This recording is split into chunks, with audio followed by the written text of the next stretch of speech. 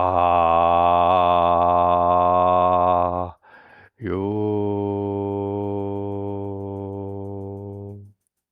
We are so lucky to be thriving upon this world, to be hearing these words, any words, your own words, of course, most importantly, reflecting upon our own beings, mindful meditation. Each of us uniquely in a sea of energy, some of which we are presently breathing, no matter where, thinking about our history of evolution. Oh, how many lives, how many generations does your history embody? How many children, how many wives, how many husbands have arrived and left this world to have us find ourselves here today, whatever day this is for you, whatever time. And we, as a species, reach this evolutionary threshold of cognizance 300,000 years ago. What does this mean? How does time fly? How are we thinking? Is it just a linear progression, or do we rise and subside? What's going on? What do we know? We don't know very much. If 600 years ago we were thinking the world was flat, one need acquire a sense of humility to fathom this, which we find ourselves. Less than 200 years ago, men, women, children were being enslaved. Enslaved. Human beings, cousins, one by another. Even one's own kind, not necessarily whites and blacks, but blacks on blacks and whites on whites, and every color in between.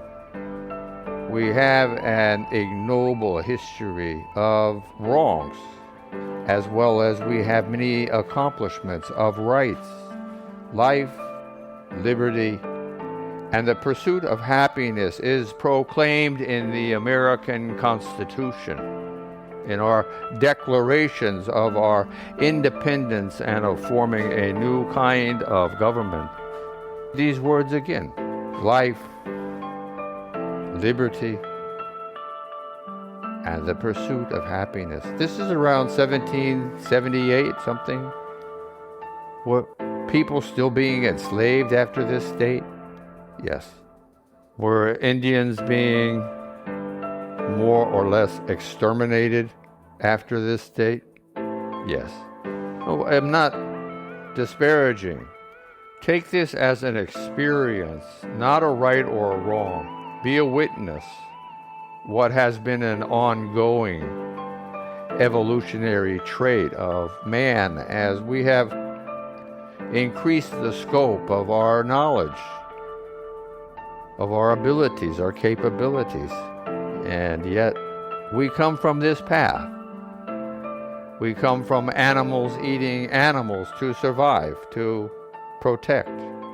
And we have carried this tradition, these habits, these traits, to these current circumstances, but they no longer apply as much as they have in our past history to help us understand our past and our traditions, where they have been right and where they have been wrong. This is, as often is heard, the beginning of mankind's Aquarian age. It is here you and I have been born. Each has a responsibility to all. Simple, kind, gentle, possible. Being here now, comfortable, postured, environment, aware, allowing the warmth to permeate your mind. Feeling the roots of one's hair everywhere, the cilia on your arms and legs and the hair on your head. Feeling your skin. Feeling the moisture if it's warm. Feeling the air if it's cold. Being aware of one's pulse beneath the skin. Do you find your pulse easily? You can, if you practice. I have learned. As a beginner, I couldn't feel my pulse at all. My pulse, of course, was there. I would hurriedly touch a pulse point and reassure myself. Nothing wrong with this. You learn quickly, mankind. Remembering your pulse, your thermal energy, the tingling sensations of your skin, the texture surrounding you, the air or the seat or something on your feet. Allowing one's mind to be open and receptive, following whatever essence of ambiance one is finding themselves in. Listening, feeling, smelling, tasting, thinking, seeing intently, all at the same time. Being open, receptive. Remembering, as much as we are individuals,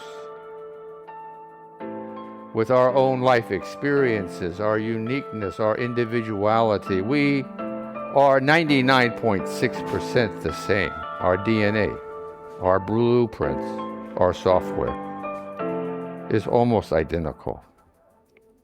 It is in this 0.4% where individuality and uniqueness we find and comprehend.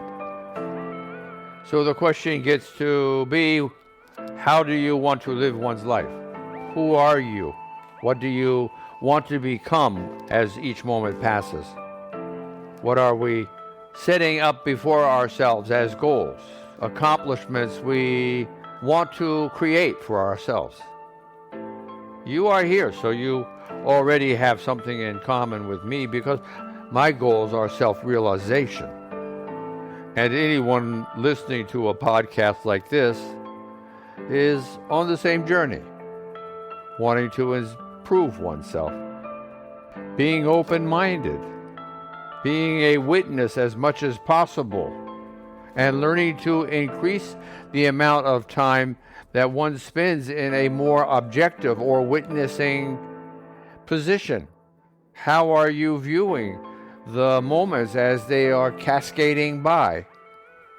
60 in every minute, 3,600 in every hour, 86,400 moments comprise each of our days.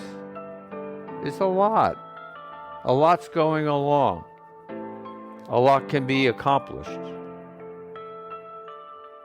Or a lot can keep us down. If we are continually negative, then what is our time filled with? What are the moments leaning towards? Common sense. Virtuosity is important for all reasons one can determine, one can consider. To be more patient, to be more understanding, kind, generous, thoughtful, compassionate, having empathy, being objective, being a witness, being determined, being effervescent, being persistent, being honest, being authentic. How are we going to learn if we're not honest to ourselves? How are you going to receive positive transmissions from your deeper mind, from your soul, if you are not receptive to the messages in the first place? Or a bundle of miracles, then what are you? You're not paying attention to what's actually real, what's actually true. We have been led to believe many things, all of which may or may not be true. I suggest humbly there are half-truths and sometimes outright lies. This is the way that governments and other institutions maintain their own integrity or exemplify a lack of it. At the same token, it is not just the governments nor other institutions which have their sense of self-righteousness on the line. It is individuals allow this confluence to occur. When knowledge is ignored, even though it personifies the need of change, of better reasoning, of being more objective, then institutions need follow. The forms of governments worldwide that we are involved with today, for that matter, all our institutions, social, civil, religious, spiritual, are new machinations of mankind. They are not from forever. They are hundreds of years old, sometimes a few thousand. Being a witness, being here now, looking at everything with a sense of mindfulness and authenticity as a student of and a participant in the Aquarian age. Being aware, we are all bundles of miracles. And when we are thinking and remembering, realizing we are bundles of miracles on a long and thankfully prosperous evolutionary trail. Thankful we can even think to have this discussion.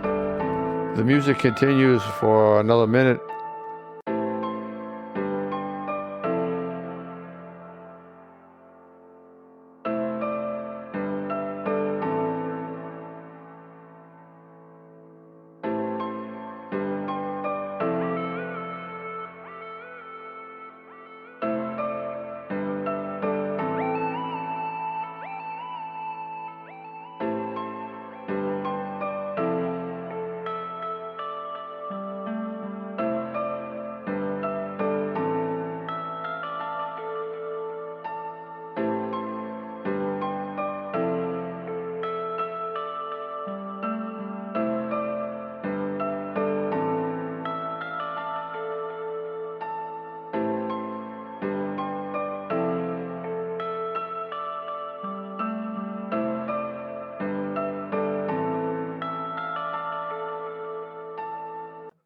Namaste.